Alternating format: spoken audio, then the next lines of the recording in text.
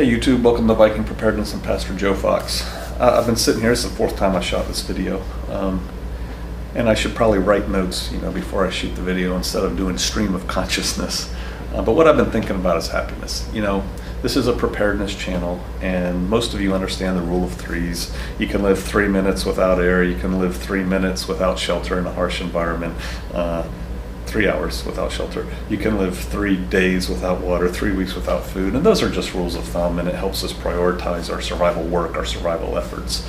And that's really for a short-term wilderness survival type situation. But a lot of us are thinking more long-term. We're thinking life, after the event, and we're taking steps to prepare for that. And I think one way to help us plan, help us think about what we need to do to set things up in that regard is consider what makes us happy. And sometimes I think it can be a little telling when we actually sit down and come up with our priorities and what does make us happy when we think about that. And I'll give you an example.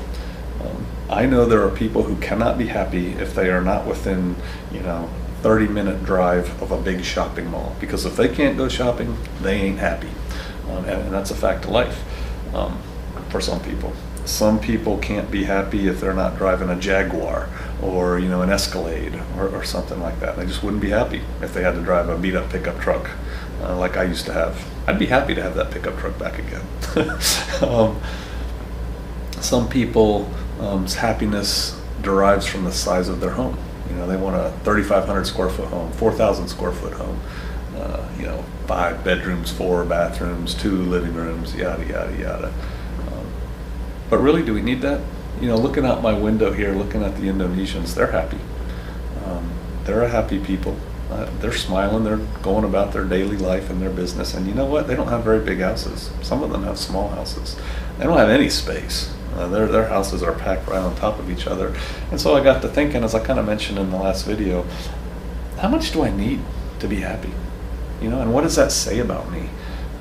I want to be comfortable. I want to be safe and secure. I want those around me to be safe and secure. I want them to be comfortable.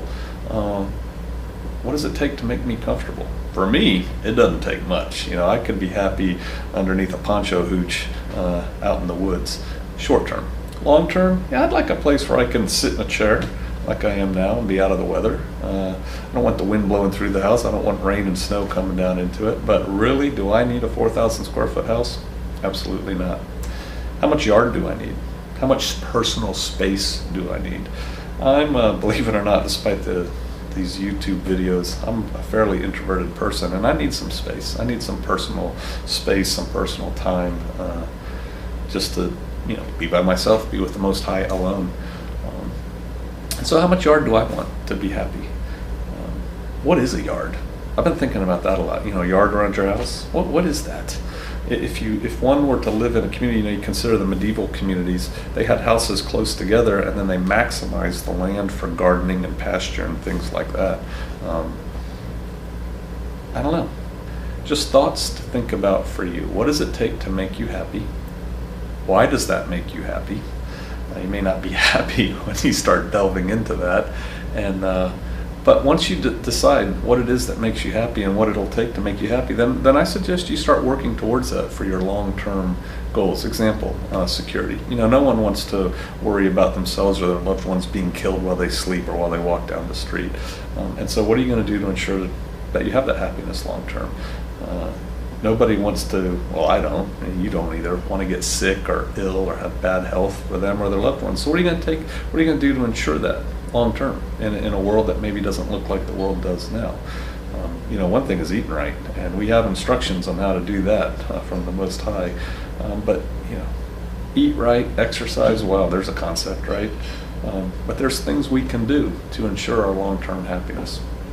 Hey, just another thing to think about while I'm here in the largest Muslim nation in the world.